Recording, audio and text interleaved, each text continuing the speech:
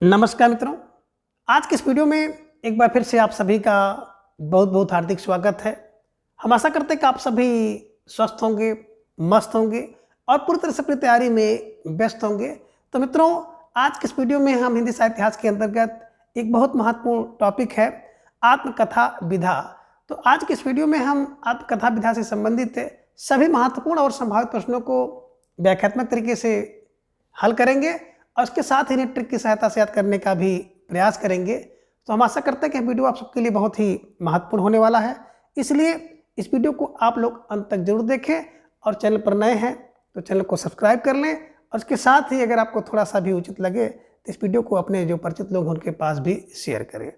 तो जैसा कि स्क्रीन पर आप देख पा रहे हैं, आत्मकथा विधा संपूर्ण प्रश्नोत्तरी, और आज की प्रश्नोत्तरी का पहला प्रश्न है कि किसी लेखक के द्वारा अपने जीवन का वर्णन करने वाली कथा को क्या कहते हैं। यानी कि जब कोई लेखक अपने जीवन से संबंधित कथा स्वयं लिखता है तो उसे क्या कहते हैं। विकल्प कहते हैं कि जीवनी कहते हैं, विकल्प बी आत्मकथा कहते हैं, विकल्प सी संस्मरण कहते हैं या फिर विकल्प डी रेखा चित्र कहते हैं। तो प्रश्न संख्या 1 का जवाब आप सबको देना है। धीरे धीरे ढेर सारे भाई बहनों का जवाब भी आ गया सर, विकल्प बी को लॉक किया जाए, आत्मकथा इज राइट आंसर।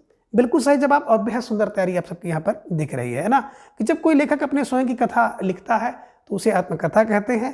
स्टार लगाकर इसे अपने नोटबुक में दर्ज कर लीजिए, ठीक है। चलिए आगे प्रश्न संख्या 2 है कि हिंदी की सबसे प्राचीनतम आत्मकथा किसे माना जाता है। आप चाहे कहें कि हिंदी की सबसे प्राचीनतम आत्मकथा, या आप ये भी कह सकते हैं कि हिंदी की प्रथम आत्मकथा किसे माना जाता है। विकल्प कह रहे हैं कि अर्धकथानक को माना जाता है, विकल्प बी जीवन चरित्र को माना जाता है, विकल्प सी कह रहे हैं कि अर्धकथा को माना जाता है, या फिर विकल्प डी मेरी जीवन यात्रा को माना जाता है। तो प्रश्न संख्या 2 का जवाब आप सबको देना है कि हिंदी की सबसे प्राचीनतम आत्मकथा किसे कहते हैं। धीरे धीरे ढेर सारे भाई बहनों का जवाब भी आ गया कि सर विकल्प ए को लॉक किया जाए, अर्धकथानक इज राइट आंसर। बिल्कुल सही जवाब और सुंदर तैयारी आप सबके यहाँ पर दिख रही है ना। बात करें हिंदी की सबसे प्राचीनतम यानी कि हिंदी की प्रथम आत्मकथा, तो बिल्कुल अर्धकथानक है ना। और इसके लेखक कौन है? बनारसी दास जैन है। कब लिखी गई? 1641 में लिखी गई। किस भाषा में लिखी गई? ब्रज भाषा में। शैली की बात करें तो गद्य पद शैली में लिखा गया है, ये भी ध्यान में आप रखिएगा। अब कैसे दिमाग में इसको बैठाया जाए, तो बिल्कुल छोटा सा क्लू है। देखिए, जब कोई व्यक्ति ना सबसे पहले अपनी आत्मकथा लिखेगा, अपनी आत्मकथा लिखेगा तो अर्ध लिखेगा, तो अर्धकथानक है ना। तो हिंदी की प्रथम आत्मकथा अर्धकथानक थी, इसे ध्यान में रखिएगा। और कौन लिखा था? बनारसी दास जैन ने लिखा था, ये ध्यान में रखिएगा, ठीक है ना। बात करें विकल्प सी में, आप देख रहे हैं इसी से मिलता जुलता एक नाम है अर्धकथा, है ना। कहीं कहीं हिंदी की प्राचीनतम या पहली जो आत्मकथा है अर्धकथा को ही दिखाता है, तो आप उसको थोड़ा सा देख लीजिएगा। प्रथम अर्धकथानक है। अर्धकथा की बात करते हैं तो डॉक्टर नागिन द्वारा लिखी गई जो आत्मकथा है अर्धकथा शीर्षक से लिखी गई है, ठीक है। चलिए आगे प्रश्न कहते हैं ना कि निम्न में भवानी, यहाँ पे प्रसाद को आप कर लीजिए दयाल, है ना।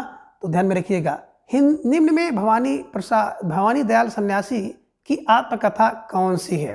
विकल्प कह रहे कि आप बीती है, विकल्प बी मैं क्रांतिकारी कैसे बना ये है, विकल्प सी कह रहे कि प्रवासी की कहानी है, या फिर विकल्प डी आत्मकथा है।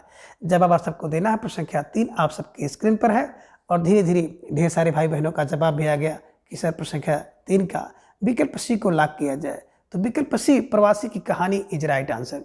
बिल्कुल सही जवाब और सुंदर तैयारी आप सबके यहाँ पर दिख रही है। अब कैसे इसे दिमाग में बैठाया जाए, तो बस दिमाग में आपको बैठाना है। यहाँ पे देखिए प्रवासी और यहाँ पे देखिए सन्यासी। बोले जहाँ पे देखो सन्यासी वहीं पे देखो प्रवासी, ये ध्यान में रखिएगा। अब कैसे क्लू बनाना है? सन्यासी को प्रवासी, प्रवासी को सन्यासी से मिला देंगे तो आपका बिल्कुल ये जो प्रश्न है सही बन जाएगा, है ना। तो बस आप कह सकते हैं कि सन्यासी की जो आत्मकथा है ना वो प्रवासी की कहानी है। तो सन्यासी की आत्मकथा प्रवासी की कहानी है, ध्यान रखिएगा। स्टार लगाकर इसे अपने नोटबुक में छाप लीजिए, ठीक है ना। विकल्प में देख रहे हैं आप बीती। अब आप बीती आत्मकथा किसकी है? देखिए, भाई पर जब बीतती है ना जो कुछ भी वो अपना सुनाता है, तो भाई पर आप बीती, भाई पर आप बीती, तो भाई फार भाई, पर फार परमानंद, है ना। तो भाई परमानंद द्वारा लिखा गई जो आत्मकथा है आप बीती। अब देखे होंगे जब कोरोना आया था, लॉकडाउन लगा, तमाम प्रकार की मुसीबतों का सामना करना पड़ा, तो भाई पर आप बीती जो थी उसने बताया। तो भाई पर आप बीती, भाई पर भाई फार भाई, पर फार परमानंद, आप बीती, उनके द्वारा लिखी गई आत्मकथा है। ठीक है ना।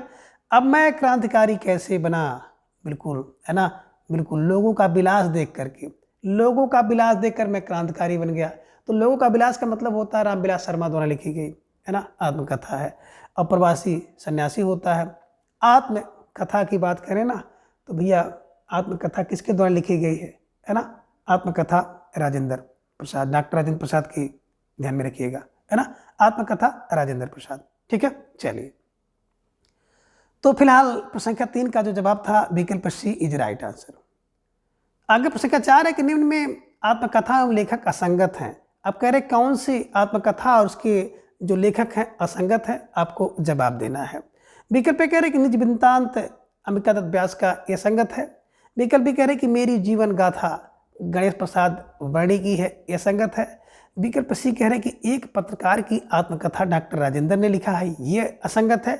या फिर विकल्प डी कह रहे कि मेरी जीवन यात्रा राहुल शंकरतायन की है, ये असंगत है। अब जवाब आप सबको देना। प्रश्न संख्या 4 आप सबके स्क्रीन पर है कि कौन सा विकल्प असंगत है। धीरे धीरे ढेर सारे भाई बहनों का जवाब आ गया। से विकल्प सी को लॉक किया जाए तो विकल्प सी इज राइट आंसर, है ना। एक पत्रकार की आत्मकथा, बोले एक पत्रकार की आत्मकथा डॉक्टर राजेंद्र प्रसाद की नहीं है, बल्कि एक पत्रकार की आत्मकथा मूल होती है। क्या होती है? मूल होती है। जो पत्रकार अपनी कथा छाप देगा वही मूल होता है। तो एक पत्रकार की आत्मकथा बोले सर मूल होती है, तो मूल फार ध्यान में रखिएगा हमेशा, मूल फार मूलचंद्र अग्रवाल, है ना। एक पत्रकार की आत्मकथा मूल होती है तो मूल फार मूलचंद्र अग्रवाल द्वारा लिखा गया है एक पत्रकार की आत्मकथा। राजेंद्र प्रसाद जी का अभी आपने देखा केवल आत्मकथा शीर्षक से इन्होंने आत्मकथा अपनी लिखी है ना। यहाँ पे देखें विकल्प ए में निज वृत्तांत, है ना, वृत्त का व्यास होता है। तो देखिए वृत्तांत को वृत्त कर लीजिए, वृत्त का व्यास, है ना। निज वृत्तांत अंबिका व्यास, वृत्त का व्यास ध्यान में रखिएगा, है ना। मेरी जीवन गाथा, गा से गाथा, गा से गणेश वर्णी, गे में मेरी जीवन गाथा, तो गा से गाथा, गा से गणेश प्रसाद वर्णी ध्यान में रखिएगा। और मेरी जीवन यात्रा, तो यात्रा जान ही रहे राहुल जी खूब करते थे, तो मेरी जीवन यात्रा राहुल शंकरतायन द्वारा लिखी गई है। ठीक है ना। तो स्टार लगाकर इन सभी जो महत्वपूर्ण तथ्यों को बिल्कुल अपने नोटबुक में दर्ज करते हुए भी आप आगे चलें। ठीक है, चलिए। प्रश्न संख्या 5 है कि साधना के पथ पर आत्मकथा किसकी है। विकल्प कह रहे कि हरिभाऊ उपाध्याय की है, विकल्प बी अंबिका दत्त व्यास की है, विकल्प सी प्रतिभा अग्रवाल की है, या फिर विकल्प डी कुसुम अंसल की है।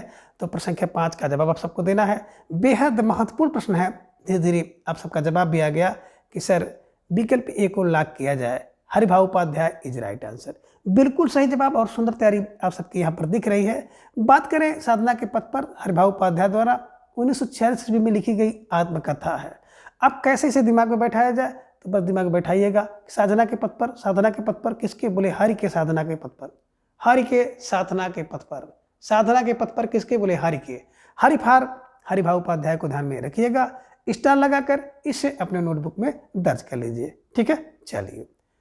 प्रश्न संख्या 6 है कि लगता नहीं मेरा दिल आत्मकथा किसकी है। अब लगता नहीं मेरा दिल आत्मकथा किसकी है। विकल्प कह रहे कि गणेश प्रसाद वर्णी की है, विकल्प भी कह रहे कृष्णानंद अग्निहोत्री की है, विकल्प सी स्वामी श्रद्धानंद की है, या फिर विकल्प डी वियोगी हरि की है।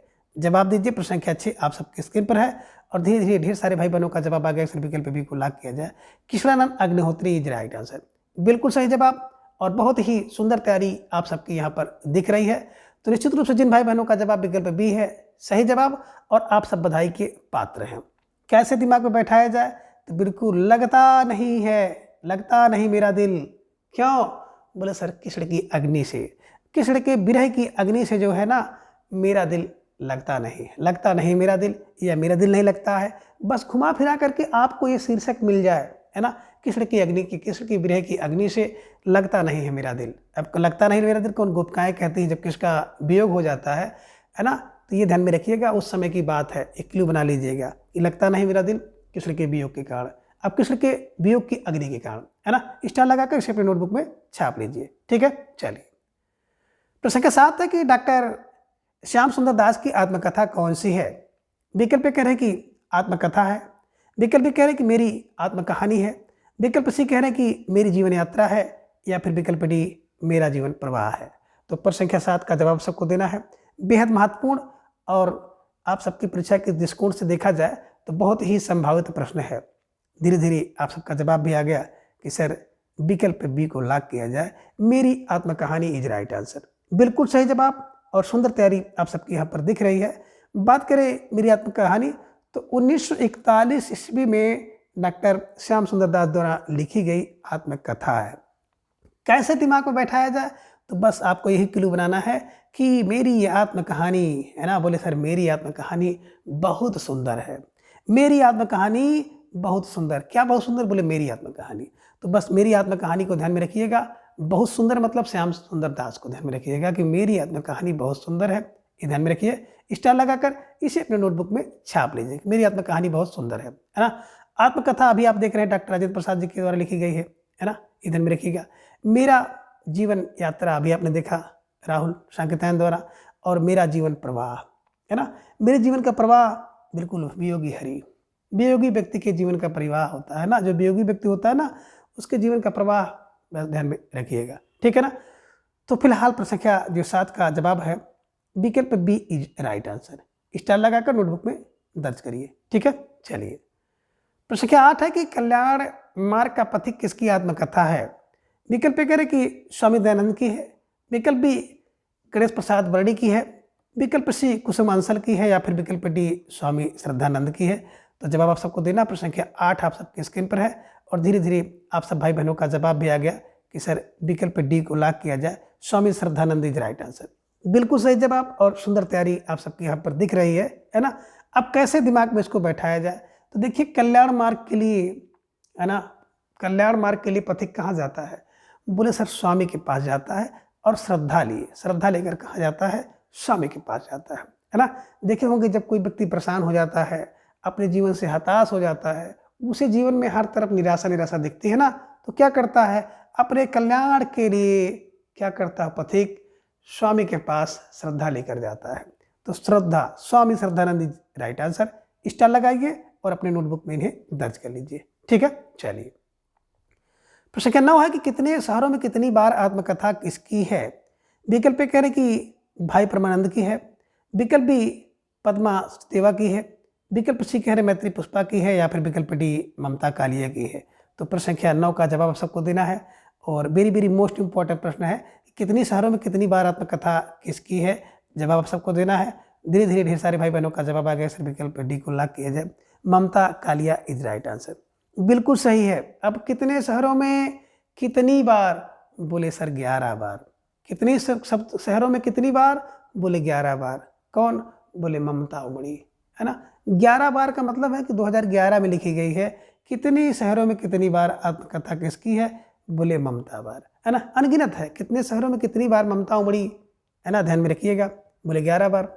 11 2011 में लिखी गई है और ममता कालिया को ध्यान में रखिएगा, ठीक है। चलिए भाई पर आपने देखा था कि भाई पर आप भी थी, है ना, ये भी ध्यान में आप रखिएगा, ठीक है। चलिए प्रश्न संख्या 10 है कि हादसे आत्मकथा किसकी है। विकल्प कह रहे कि रमणिका गुप्ता का है, विकल्प बी प्रभा खेतान का है, विकल्प सी अनीता राकेश का है, या फिर विकल्प डी मन्नू भंडारी का है। तो प्रश्न संख्या 10 का जवाब सबको देना है कि हादसे आत्मकथा किसकी है। तो धीरे धीरे ढेर सारे भाई बहनों का जवाब भी आ गया, सर विकल्प को लॉक किया जाए, Ramanika Gupta is right answer. बिल्कुल सही जवाब और बेहद सुंदर तैयारी आप सबकी यहाँ पर दिख रही है ना। अब हादसे कैसे होते हैं? बोले सर हादसे तब होते हैं जब कोई व्यक्ति रमण करता है ना, रमण करता है तभी हादसा होता है। ध्यान में रखिएगा 2005 में रमणिका गुप्ता द्वारा लिखा गया है। हादसा कब होगा? जब कोई रमण करेगा, रमण फार रमणिका, ध्यान में रखिएगा, ठीक है। प्रभा खेतान की अनसैनंदा इनके द्वारा लिखी गई आत्मकथा है, ये भी आप ध्यान में रख लीजिए, हो सकता है किसी परीक्षा में आपसे सामना पड़ जाए, है ना। अनीता राकेश की बात करते हैं तो अनीता राकेश क्या करते हैं? संतरे और संतरे खा रहे हैं, ध्यान में रखिएगा। और मन्नू भंडारी की आत्मकथा एक कहानी यह भी ध्यान में रखिएगा, ठीक है। चलिए तो फिलहाल प्रश्न संख्या 10 का जो विकल्प ए Ramanika Gupta is right answer. प्रश्न 11 है कि समय सहचर है आत्मकथा किसकी है। विकल्प कह रहे हैं कि यशपाल की है, विकल्प बी रामदास मिश्र की है, विकल्प सी गंगा प्रसाद उपाध्याय की है, या फिर विकल्प डी सेठ गोविंद दास की है। तो प्रश्न संख्या 11 का जवाब आप सबको देना है कि समय सहचर है आत्मकथा किसकी है। तो धीरे धीरे ढेर सारे भाई बहनों का जवाब भी आ गया, विकल्प बी को लॉक किया जाए, रामदास मिश्र इज राइट आंसर। बिल्कुल समय सहचर है किसके लिए? बोले राम के दरस के लिए, है ना। तो राम के दरस के लिए बिल्कुल समय है सहचर। समय सहचर किसके लिए? बोले रामदरस मिश्र के लिए, रामदरस मिश्र के लिए, ये ध्यान में रखिएगा। बात करें समय सहचर तो 1991 में इनके द्वारा लिखी गई आत्मकथा है, ठीक है ना। बात करें विकल्प यशपाल का, तो आप लोग जान रहे हैं कि सिंहावलोकन के द्वारा लिखी गई आत्मकथा है, जिसके कुल 3 भाग हैं। पहला भाग 51 में, दूसरा भाग 52 में, तीसरा भाग 55 में। ये भी ध्यान में आप रखिएगा। विकल्प सी में आप देख रहे हैं गंगा प्रसाद उपाध्याय। तो गंगा प्रसाद का आप जान ही रहे हैं कि जीवन चक्र, गंगा का प्रसाद, गंगा का जल जो है जीवन चक्र देता है, तो जीवन चक्र इनके द्वारा लिखी गई आत्मकथा है। सेठ गोविंद दास की बात करते हैं तो सेठ अपना निरीक्षण खुद करता है, तो सेठ गोविंद दास का आत्मनिरीक्षण इनके द्वारा लिखी गई आत्मकथा है आत्मनिरीक्षण। तो फिलहाल प्रश्न संख्या 11 का जो जवाब है विकल्प B Ramdaras Mishra is right answer. Star लगाकर इसे अपनी नोटबुक में दर्ज कर लीजिए, ठीक है। चलिए प्रश्न संख्या 12 की अपनी कहानी किसकी आत्मकथा है? विकल्प कह रहे हैं कि संत राम पीए की है, विकल्प बी कह रहे हैं कि पांडे बेचन शर्मा उग्र की है, विकल्प सी भुवनेश्वर प्रसाद मिश्र माधव की है, या फिर विकल्प डी वृंदावन लाल वर्मा की है। अब प्रश्न संख्या 12 का जवाब आप सबको देना है। बेहद मोस्ट इंपॉर्टेंट प्रश्न है आप सबके स्क्रीन पर, और आप सबको जवाब देना है कि अपनी कहानी किसकी आत्मकथा है। तो धीरे धीरे ढेर सारे भाई बहनों का जवाब आ गया कि सर विकल्प डी को लॉक किया जाए, है ना। अपनी कहानी वृंदावन लाल वर्मा जी की है, 1970 में लिखी गई आत्मकथा है। अपनी कहानी, है ना, अपनी कहानी बोले सर वृंदावन की। तो वृंदावन की अपनी एक अलग कहानी है। जब वृंदावन में आप जाएंगे ना तो वहाँ पे देखेंगे कि किस प्रकार से क्या कुछ आपको देखने को मिल रहा है। तो वृंदावन की अपनी कहानी, वृंदावन की अपनी कहानी, ठीक है। संतराम बीए की बात करते हैं। देखिए हर व्यक्ति जब बीए में रहता है ना तो बीए का क्या होता है? मेरे जीवन के अनुभव, मेरे जीवन के बीए के अनुभव, है ना। पांडे बेचन शर्मा उग्र की बात करते हैं तो अपनी खबर सुन करके व्यक्ति उग्र हो जाता है। अब किसी खबर कोई जाकर सुना दे कि इनका स्कूल में मार पड़ी थी या इनका नंबर कम आया, अपनी खबर जब व्यक्ति सुनता है ना तो उग्र हो जाता है ना। भुवनेश्वर प्रसाद मिश्र माधव की बात करें तो इनको ध्यान में रखिएगा। जीवन के 4 अध्याय भुवनेश्वर प्रसाद, है ना, भुवनेश्वर प्रसाद, जीवन के 4 अध्याय बोले भुवनेश्वर प्रसाद। तो ये भी आपको ध्यान में रखना है, स्टार लगाकर इन्हें अपनी नोटबुक में दर्ज कर लीजिए, क्योंकि इन दोनों अगर देखा जाए तो परीक्षा में कहीं से भी और कुछ भी पूछा जा सकता है, ठीक है। तो फिलहाल अपनी कहानी जो है ना वृंदावन की है, वृंदावन की है, Vrindavan Verma, Vrindavan Lal Verma is right answer, ठीक है। चलिए प्रश्न संख्या 13 है कि कहो व्यास कैसी कटी आत्मकथा किसकी है? विकल्प कह रहे हैं कि गोपाल प्रसाद व्यास की है, विकल्प बी रामविलास शर्मा की है, विकल्प सी राजेंद्र यादव की है, या फिर विकल्प डी भीष्म साहनी की है। तो जवाब आप सबको देना है। प्रश्न संख्या 13 आप सबके स्क्रीन पर है कि कहो व्यास कैसे कटी, है ना। अब आपका जवाब भी आ गया। यहाँ पे देखिए व्यास हैं तो यहाँ पर भी व्यास हैं, तो व्यास व्यास को मिला लीजिए, गोपाल प्रसाद व्यास इज राइट आंसर। तो बिल्कुल सही जवाब और बेहद सुंदर तैयारी आप सबकी यहाँ पर दिख रही है। और इस प्रश्न को बिल्कुल डबल स्टार लगाकर अपने नोटबुक में दर्ज कर लीजिए, है ना। कैसे दिमाग में इसको बैठाया जाए? बोले कहो व्यास कैसे कटी, कहो व्यास कैसे कटी गोपाल के यहाँ, ध्यान में रखिएगा। कहो व्यास गोपाल के यहाँ कैसे कटी, या कहो व्यास गोपाल की कैसे कटी, गोपाल की कैसे कटी, कैसे कट रही है, ध्यान में रखिएगा।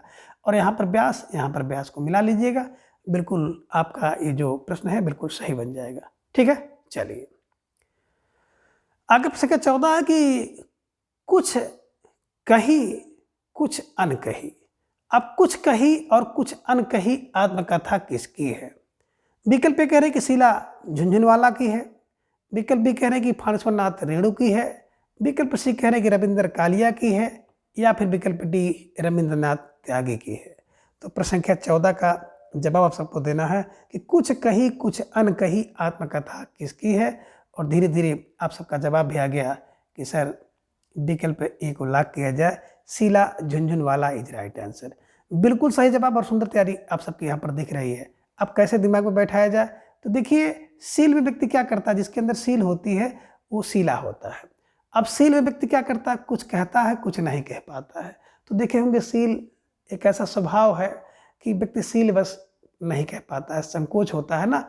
तो कुछ कही कुछ अनकही, ध्यान में रखिएगा। शीला, सील में व्यक्ति कुछ कहा कुछ नहीं कहा, 1 किलो तो आपको ही मिल गया।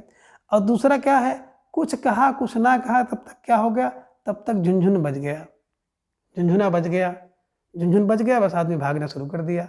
कभी कभी देखते होंगे ना कि हम आप पेपर दे रहे हैं, बैठे हैं, कुछ लिखे हैं कुछ नहीं लिख पाए हैं, तब तक घंटी बज गई तो पेपर ऊपर जमा हो जाता है। ये भी ध्यान में रखिएगा, कुछ कहे कुछ नहीं कहे तब तक झुनझुना बज गया।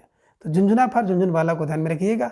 और सील एक ऐसा स्वभाव होता है ना कि सील में व्यक्ति क्या करता है, कुछ कहता है और कुछ नहीं कहता है। तो जैसे भी बन जाए उसको बनाने का प्रयास करिएगा। और मित्रों, मैं बार बार कहता हूँ कि कोई भी ट्रिक आपके लिए बड़ी छोटी नहीं होती है, ना ही बहुत महत्व रखती है। किस तरह से आपके दिमाग में बैठ जाए ये आपके लिए महत्वपूर्ण है। ठीक है, चलिए। तो फिलहाल प्रश्न संख्या 14 का विकल्प ए इज राइट आंसर। ठीक है, चलिए आगे। प्रश्न संख्या 15 की घर की बात आत्मकथा किसकी है? विकल्प ए कह रहे हैं कि रामविलास शर्मा की है, विकल्प बी राजेंद्र यादव की है, विकल्प सी स्वदेश दीपक की है, या फिर विकल्प डी विष्णु प्रभाकर की है। अब प्रश्न संख्या 15 का जवाब आपको देना है कि घर की बात आत्मकथा किसकी है। तो धीरे धीरे ढेर सारे भाई बहनों का जवाब भी आ गया कि जो घर की बात है ना, बिल्कुल विकल्प ये रामविलास शर्मा है ना। घर की बात में, घर की बात क्या है, बोले घर की बात अलग है कि लोग विलास करते हैं। आप लोग देखे होंगे ना कि जो लोग घर पे जब रहते हैं ना तो एक गिलास पानी उठा के नहीं पी सकते हैं, और जब वही लोग इलाहाबाद पहुंच जाते हैं तो बर्तन धुलना, खाना बनाना, रोटी बनाना, सब्जी बनाना, सब काम कर रहे हैं, है ना, अपना कपड़ा भी धुल रहे हैं, लेकिन घर पे विलास करते थे। तो ध्यान में रखिए कि घर की बात विलास के लिए होती है, लेकिन इलाहाबाद प्रयागराज से पूछो, है ना, कि क्या बात हो रही है। तो स्टार लगाकर इसे अपने दिमाग में बैठा लीजिए, नोटबुक में दर्ज कर लीजिए। घर की बात विलास के लिए, तो विलास फार रामविलास शर्मा का बिल्कुल आत्मकथा है। तो जिन भाई बहनों का जवाब विकल्प ये था, बिल्कुल सही जवाब, और बेहद सुंदर तैयारी आप सबकी यहाँ पर दिख रही है। आप सबको अपनी तैयारी को इसी तरह से बिल्कुल धार देते हुए आगे चलते रहना है। ठीक है, चलिए। प्रश्न संख्या 16 की अज्ञात जीवन आत्मकथा किसकी है? विकल्प कह रहे हैं कि नंद चतुर्वेदी की है, विकल्प बी जाकिर हुसैन की है, विकल्प सी अजित प्रसाद जैन की है, या फिर विकल्प डी सुमित्रानंदन पंत की है। तो प्रश्न संख्या 16 का जवाब सबको देना है, और धीरे धीरे ढेर सारे भाई बहनों का जवाब भी आना शुरू हो गया कि आ से अज्ञात जीवन और आ से अजीत प्रसाद जैन, है ना। तो आ से अज्ञात जीवन, आ से अजीत प्रसाद जैन, ध्यान में रखिएगा, एकदम बिल्कुल अज्ञात जीवन अजीत प्रसाद जैन का, है ना। तो आ से अज्ञात जीवन, आ से अजीत प्रसाद, स्टार लगाकर इसे अपने नोटबुक में दर्ज कर लीजिए और अपने दिमाग में हमेशा के लिए छाप लीजिए। कब लिखा गया? 1951 में लिखी गई आत्मकथा है ना। ये भी ध्यान में आप रखिएगा। ठीक है, चलिए आगे। प्रश्न 17 है कि निम्न में से कमलेश्वर की आत्मकथा कौन सी है? विकल्प कह रहे कि अपनी धरती अपने लोग, विकल्प भी कह रहे कि समय है सहचर, विकल्प सी कह रहे गर्दिश के दिन, या फिर विकल्प डी देहर भई विदेश। जवाब आप सबको देना है। प्रश्न संख्या 17 आप सबके स्क्रीन पर है, और बेहद आप कह सकते हैं कि महत्वपूर्ण प्रश्न है, और 17 पर खतरा करने वाला प्रश्न भी है। फिलहाल धीरे धीरे आप सबका जवाब आ गया कि कमलेश्वर के, बोले सर गर्दिश के दिन, है ना। तो गर्दिश के दिन, कमलेश्वर, का से कमलेश्वर की गर्दिश के दिन, ये ध्यान में रखिएगा, है ना। यानी कि कमलेश्वर द्वारा लिखी गई जो आत्मकथा है गर्दिश के दिन है। कब लिखा गया? 1980 ईस्वी में है। तो ये भी ध्यान में रखिएगा, स्टार लगाकर इसे अपने नोटबुक में दर्ज कर लीजिए। ठीक है ना। तो गर्दिश के दिन किसके? बोले सर कमलेश्वर के, गर्दिश के दिन कमलेश्वर के। ठीक है, चलिए। प्रश्न 18 है कि 60 वर्ष एक रेखांकन आत्मकथा किसकी है? विकल्प कह रहे कि सूर्यकांत त्रिपाठी निराला की है, विकल्प बी यशपाल की है, विकल्प सी सुमित्रानंदन पंत की है, या फिर विकल्प डी रामदास मिश्र की है। तो प्रश्न संख्या 18 का जवाब आप सबको देना है। धीरे धीरे ढेर सारे भाई बहनों का जवाब भी आ गया कि 60 वर्ष रेखांकन, 60 वर्ष रेखांकन, बोले सुमित्रानंदन पंत, है ना। पंत का रेखांकन, पंत का रेखांकन, ये ध्यान में रखिएगा। स्टार लगाकर इन्हें अपने नोटबुक में दर्ज कर लीजिए और बिल्कुल दिमाग में छाप लीजिए कि 60 वर्ष रेखांकन, बोले पंत, नंदन, रेखांकन नंदन, रेखांकन नंदन, है ना। बैठाइएगा, रेखांकन नंदन। ठीक है, चलिए आगे। प्रश्न संख्या 19 है कि निम्न में कौन सी आत्मकथा एवं लेखक असंगत हैं? तो यहाँ पर देख रहे हैं कि एक आत्मकथा और उसके जो लेखक हैं ना असंगत हैं, यानी कि सही नहीं है। विकल्प कह रहे कि अतीत के गौरव भीष्म साहनी की आत्मकथा है, ये असंगत है। विकल्प भी कह रहे हैं कि अतीत के राग नंद चतुर्वेदी के हैं, यह संगत है। विकल्प सी कह रहे कहाँ तक कहो युगों की बात देवेश ठाकुर की है, यह संगत है। या फिर विकल्प डी कह रहे कि भैरवी तंत्र राजकमल चौधरी का है, यह संगत है। अब जवाब आप सबको देना, प्रश्न संख्या 19 आप सबके स्क्रीन पर है और धीरे धीरे ढेर सारे भाई बहनों का जवाब भी आ गया। सर विकल्प सी को लॉक किया जाए तो विकल्प सी कहाँ तक कहो युगों की बात देवेश ठाकुर की आत्मकथा नहीं है, बल्कि बात करें कहाँ तक कहो युगों की बात मिथिलेश्वर की आत्मकथा है ना। तो कहाँ तक कहो युग की बात, बोले कहाँ तक कहो युग की बात मिथिलेश्वर की, है ना। मिथिलेश्वर के युग की बात कहाँ तक कहो, है ना। मिथिला के ईश्वर, एक क्लू बना लीजिएगा कि मिथिला के ईश्वर मतलब राम जी की बात कहाँ तक कहें, बस बना लीजिएगा कि मिथिला के ईश्वर की बात कहाँ तक कहो, है ना। इन्हीं की मिथिलेश्वर की आत्मकथा है, ध्यान में रखिएगा, है ना। देवेश ठाकुर नहीं है। बाकी विकल्प की बात करते तो आज के अतीत बिल्कुल भीष्म है, इनकी आत्मकथा भीष्म साहनी की है। अतीत के राग, बिल्कुल अतीत के राग की बात ना करो, नंद बड़ी चतुर होती है। अतीत के राग में नंद चतुर है, नंद चतुर्फार नंद चतुर्वेदी की, है ना। और भैरवी तंत्र राजकमल चौधरी, ठीक है ना। भैरवी तंत्र राजकमल चौधरी, ध्यान में रखिएगा, स्टार लगाकर इसे अपने नोटबुक में दर्ज कर लीजिए, ठीक है। चलिए आगे प्रश्न क्या बेस है कि आत्मकथा एवं लेखक को मिलाइए, है ना। तो एक तरफ आप देख रहे हैं कि आत्मकथा है और एक तरफ उसके लेखक है। बात करें कथन ए में तो देख रहे हैं कि मेरा जीवन और सामने पदमलाल पुन्नालाल बख्शी हैं। कथन बी में देख रहे हैं कि अज्ञात जीवन सेठ गोविंद दास का है। कथन सी में आत्मनिरीक्षण और अजित कुमार जैन का, और कथन डी में है मेरी अपनी कहानी अलगू राय शास्त्री की है। अब इसे कैसे बिल्कुल मैच कराना है, मिलाना है, थोड़ा सा दिमाग इसमें लगाना पड़ेगा और तब जाकर आपको इसका जवाब मिलेगा, ठीक है ना। अब मेरा जीवन की बात करें तो बिल्कुल मिलाने का प्रयास करिए, अलग है, मेरा जीवन अलग है, अलग फार अलगू राय की, है ना। अज्ञात जीवन अजीत का, आज से अज्ञात आज से अजीत मैंने बताया था, तो अज्ञात जीवन अजीत का, अजीत फार अजीत प्रसाद जैन। आत्मनिरीक्षण सेठ करता है सेठ गोविंद दास। अपनी नई कथा भैया लाल लाल है, तो लाल लाल है। और आप ये भी कह सकते हैं कि अपनी नई कथा, मेरी अपनी कथा पर बख्शेंगे नहीं, है ना। तो ये ध्यान में रखिएगा। तो इस हिसाब से देखा जाए तो पहले का चौथा, दूसरे का तीसरा, तीसरे का दूसरा और चौथे का पहला, तो विकल्प बी इज राइट आंसर, बिल्कुल सही जवाब। जिन भाई बहनों ने विकल्प बी का दिया है, निश्चित रूप से आप सबका जो जवाब है बिल्कुल सही जवाब और सुंदर तैयारी आप सबके दिख रही है, तो निश्चित रूप से आप सब बधाई के पात्र हैं, ठीक है। चलिए आगे प्रश्न क्या किस है कि संतराम बीए की आत्मकथा कौन सी है। विकल्प कह रहे कि मेरे जीवन के अनुभव, विकल्प बी नीट का निर्माण, फिर विकल्प सी आज के अतीत, या फिर विकल्प डी है बसंत से पतझड़ तक। जवाब सबको देना, प्रश्न संख्या 21 आप सबके स्क्रीन पर है और बड़े तेजी के साथ आप सब भाई बहनों का जवाब आ गया कि सर विकल्प ए को लॉक किया जाए, मेरे जीवन के अनुभव इज राइट आंसर, बिल्कुल सही जवाब। अब मेरे जीवन के अनुभव क्या है, बोले बीए के, बीए फार संतराम बीए को ध्यान में रखिएगा। मेरे जीवन का अनुभव बीए का ध्यान में रखिएगा, बीए फार, है ना, संतराम बीए, ठीक है। चलिए आगे प्रश्न संख्या 22 है कि जीवन के 4 अध्यात्म कथा किसकी है। विकल्प कह रहे कि भुवनेश्वर प्रसाद मिश्र की है, विकल्प बी रामधारी सिंह दिनकर की है, विकल्प सी यशपाल जैन की है, या फिर विकल्प डी अशोक वाजपेयी की है। तो जवाब सबको देना, प्रश्न संख्या 22 आप सबके स्क्रीन पर है और धीरे धीरे ढेर सारे भाई बहनों का जवाब आ गया कि जीवन के 4 अध्याय जो है ना, विकल्प ये Bhubaneswar Prasad Mishra is right answer, बिल्कुल सही जवाब और सुंदर तैयारी आप सबके यहाँ पर दिख रही है।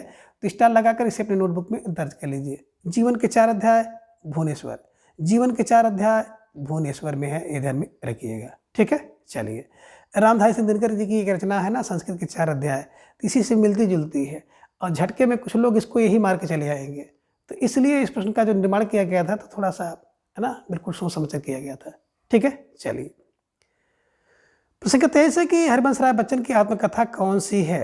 विकल्प कह रहे हैं कि क्या भूलूं क्या याद करूं 1969 में लिखी गई है, नीट का निर्माण 1970 में, ये हरिवंश राय बच्चन की आत्मकथा है। विकल्प सी कह रहे हैं कि बसेरे से दूर 1978 और 10 द्वार से सपान 1985, या फिर विकल्प डी उपयुक्त सभी। तो बिल्कुल सही जवाब। जिन भाई बहनों ने विकल्प डी यानी कि सरकारी जवाब को चुना है तो बिल्कुल सही जवाब और सुंदर तैयारी आप सबके यहाँ पर दिख रही है। और वेरी वेरी मोस्ट इम्पॉर्टेंट प्रश्न है कि हरिवंश राय बच्चन की आत्मकथा का क्रम मिलाने के लिए, या इसमें से एक कोई दे देता है कि ये किसकी आत्मकथा है, या पूछ लिया कि हरिवंश राय बच्चन की आत्मकथा के कितने भाग हैं, है ना। तो भांत भांत प्रकार के प्रश्न यहाँ से बन सकते हैं, ठीक है ना। तो फिलहाल आपके दिमाग में आ गया कि करूँ निर्माण दूर सोपान, करूँ निर्माण दूर सोपान। करूँ का मतलब हो गया क्या भूलूं क्या याद करूँ, उल्टी सीधी 69 चीज़ें हैं, तो इसमें क्या याद करूँ क्या भूलूं। उल्टी सीधी 69, देखिए 6 को उल्टा करेंगे 9, 9 को उल्टा करेंगे 6, तो उल्टी सीधी 69 चीज़ें हैं, क्या याद करूँ क्या भूलूं, इधर में रखिएगा। अब नीर का निर्माण बोले 70 बार हुआ, नीड माने घोंसला होता है, 25-70 बार करते हैं, तो नीड का निर्माण 70 बार, है ना। अब बसेरे से दूर कोई व्यक्ति जाता है 7-8 घंटे के लिए, कहते हैं 7 घंटा 8 घंटा की ड्यूटी है, बसेरे से दूर जाता है 7-8 घंटे, 7-8 माने 78, और 10 द्वार से सोपान तक बोले 85, है ना। 10 द्वार से सोपान तक जाने में 85 मिनट लगता है, ये ध्यान में रखिएगा। तो कहने का आशय जैसे भी आपके दिमाग में बैठ जाए, बैठाने का प्रयास करिएगा, तो यहाँ से कोई ना कोई प्रश्न तो आपकी परीक्षा में देखने को मिल सकता है, ठीक है। चलिए, प्रश्न संख्या 24 है कि मेरी फिल्मी आत्मकहानी किसकी है। विकल्प कह रहे हैं कि भीष्म साहनी की है, विकल्प बी बलराज साहनी की है, विकल्प सी फणेश्वरनाथ रेणु की है, या फिर विकल्प डी डॉक्टर नागेंद्र की है। तो प्रश्न संख्या 24 का जवाब सबको देना है कि मेरी फिल्मी आत्मकहानी किसकी है। तो धीरे धीरे ढेर सारे भाई बहनों का जवाब भी आ गया कि सर विकल्प बी को लॉक किया जाए, विकल्प B Balraj Sahni is right answer. बिल्कुल सही जवाब और बहुत सुंदर तैयारी आप सबके यहाँ पर दिख रही है। तो निश्चित रूप से जिन भाई बहनों का जवाब विकल्प बी था, बिल्कुल सही जवाब, और आप सब बधाई के पात्र हैं। तो स्टार लगाकर इसे अपने नोटबुक में दर्ज कर लीजिए। कैसे दिमाग में बैठाया जाए, तो देखिए फिल्मी, मेरी फिल्मी आत्मकथा, फिल्मी बलराज साहनी, फिल्मी बलराज साहनी ध्यान में रखिएगा, ठीक है। चलिए, आगे प्रश्न 25 है कि एक अंतहीन तलाश आत्मकथा किसकी है। विकल्प कह रहे कि कन्हैयालाल नंदन की है, विकल्प भी कह रहे कि नंद चतुर्वेदी की है, विकल्प सी देवेश ठाकुर की है, या फिर विकल्प डी सुमित्रा नंदन पंत की है। प्रश्न संख्या 25 का जवाब सबको देना है कि एक अंतहीन तलाश आत्मकथा किसकी है। तो धीरे धीरे ढेर सारे भाई बहनों का जवाब आ गया कि सर विकल्प ए को लॉक किया जाए, कन्हैयालाल नंदन इज राइट आंसर। बिल्कुल सही जवाब है आपका, है ना। अब देखिए एक अंतहीन की तलाश कहाँ पर, बोले एक अंतहीन तलाश कन्हैयालाल नंदन में कर रहे थे, और कन्हैयालाल का अंत देखे होंगे ना, कहाँ पर हुआ था, नंदन में हुआ था। तो एक अंतहीन तलाश कन्हैयालाल नंदन की, तो एक अंतहीन तलाश कहाँ पर हुई, कन्हैयालाल की नंदन में हुई थी, ये ध्यान में रखिएगा। कैसे ध्यान में रखेंगे, तो आपको पता होगा ना कि कृष्ण जी का जब अंतिम समय आया था तो एक जंगल में बिल्कुल सोए हुए थे, और इनकी जो पैर की, है ना, क्या कहते हैं इसको, पाउल जो होती है, ये चमक रही थी, और दूर से एक बहेलिया ने इनके पैरों पर बाण मारा था, और इस प्रकार से इनका अंत हुआ था। तो आप कह सकते हैं कि एक अंतहीन तलाश कन्हैया की हुई नंदन में। तो कन्हैया का जो अंत होता है ना, वो नंदन में हुआ था, ध्यान में रखिएगा। अंतहीन तलाश कन्हैयालाल की नंदन में हुई, ऐसे ध्यान में रखिएगा। स्टार लगाकर इसे अपनी नोटबुक में दर्ज कर लीजिए, दिमाग पे छाप लीजिए। तो निश्चित रूप से जब आपके सामने ये प्रश्न पड़ेगा ना, तो आपके दिमाग में क्लू आपका चलना शुरू हो जाएगा, और आप इसको सही कर पाएंगे। और मित्रों, इन सभी ट्रिक का उद्देश्य मेरा एक ही है कि जब आप किसी शब्द के सहचर द्वारा किसी चीज़ को तैयार करते हैं, पढ़ते हैं, तो उस शब्दों के माध्यम से आप उस चीज़ को पकड़ लेते हैं, आपको याद करने में बहुत ही सुविधा होती है। तो मित्रों, इस प्रकार से आप इन सभी जो आत्मकथा और कथाकारों को आसानी से याद कर सकते हैं। तो आज के इस वीडियो में बस इतना। इसके अगले भाग को हम लोग अगले वीडियो में जानेंगे। तब तक के लिए आप सभी अपना ख्याल रखिए, और अपना अधिक से अधिक समय अपने अध्ययन पे लगाइए। अपना प्रेम, स्नेह एवं विश्वास इसी तरह से चैनल पर बनाए रखें। धन्यवाद, नमस्कार, बाय बाय।